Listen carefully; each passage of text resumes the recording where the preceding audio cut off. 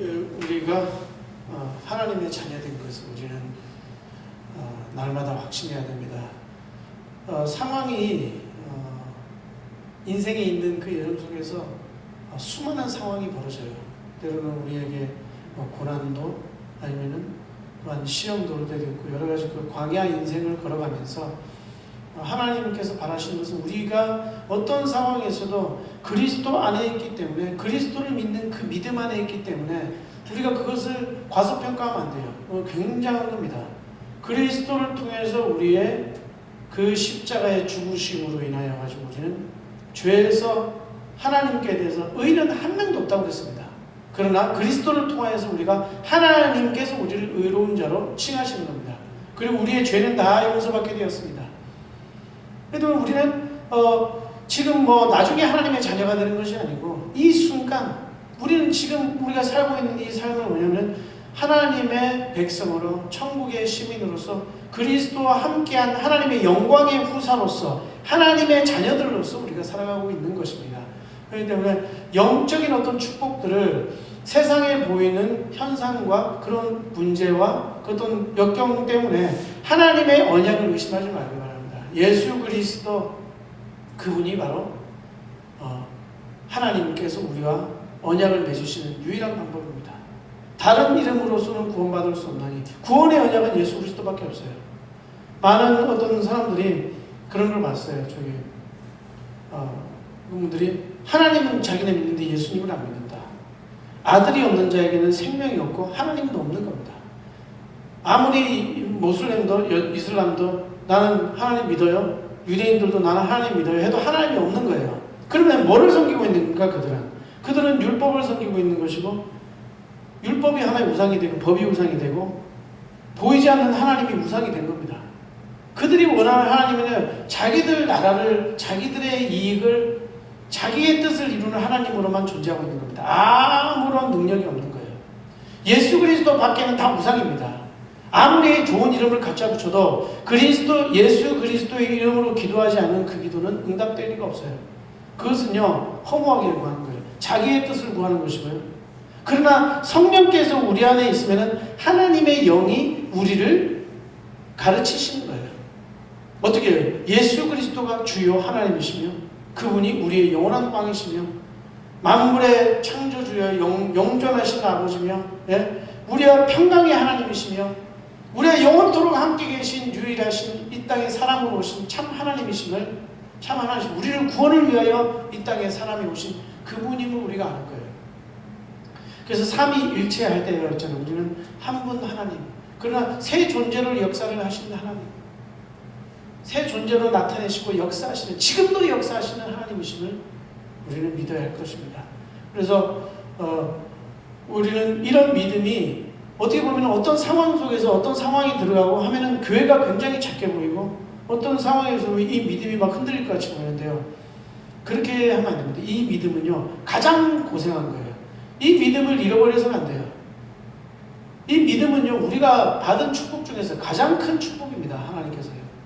그래서 이 믿음을 우리는 그리스도 안에 있는 참된 이 복음 예수 그리스도 그분만이 우리에 있어서 하나님의 심판과 저주와 진노를 벗어나게 죄에 대한 그 죽음과 저주 그걸 벗어나게 하는 유일한 방법이에요. 유일한 그거예요.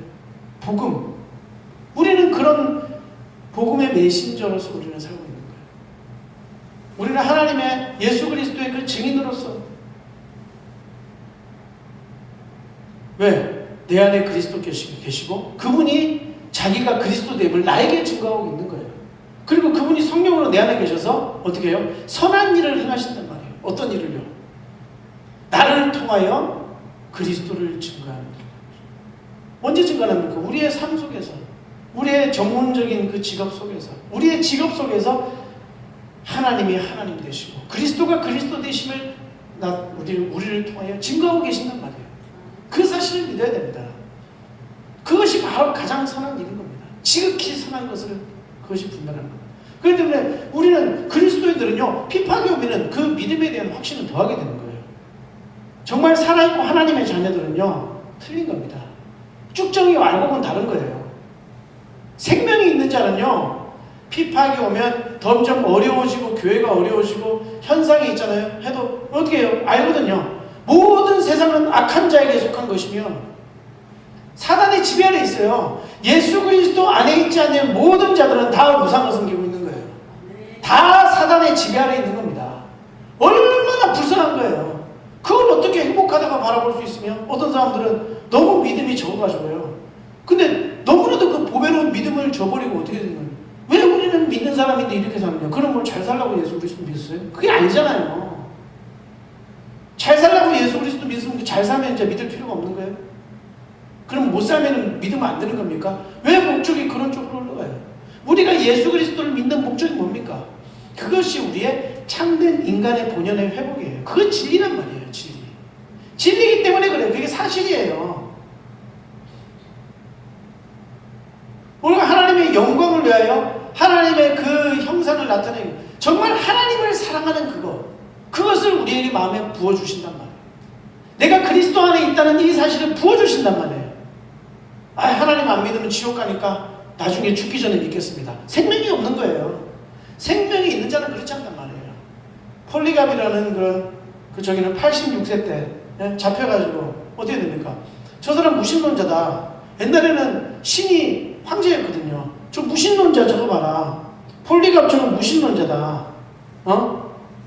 신앙이 있어야지 말이에요. 이러면서 황제를 믿고 신을 믿어야지. 다 우상이라니까요. 그리스도밖에는 모르는 거예요. 그 할아버지는 뭐라고 말하냐면은 나는 무신론자가 아니다. 나는 유신론자이고 어떻게? 나는 하나님을 믿는다. 나는 예수 그리스도가 나의 주님이시고 나의 하나님이시다. 나의 영원한 왕이시다. 예수 그리스도 믿는다고 해치면 저 화형시키겠다. 화형이 뭔지 알아요? 불태워 죽여버리는 거잖아요. 내가 이때까지 많이 살았는데 내가 영원한 천국을 부인하고 그리스도가 그 진리를 부인하고 내가 여기서 나 예수 그리스도 부인하고 살면 뭐 하겠냐? 그렇잖아요. 왜? 사실을 알고 진실을 알기 때문에 그래요. 여러분들도 마찬가지입니다. 나도 마찬가지입니다. 어떠한 상황이 있어도 우리는요, 이 믿음을 잃어버리면 안 되는 거예요. 항상 마음에 간직하고 하나님의 말씀 속에서 그 말씀이 나를 지배해야 됩니다. 왜? 성령께서 나를 가르치죠.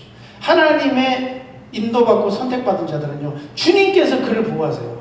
그의 마음과 생각을 보호하시고 그를 지키시고 그를 인도하시는 거예요.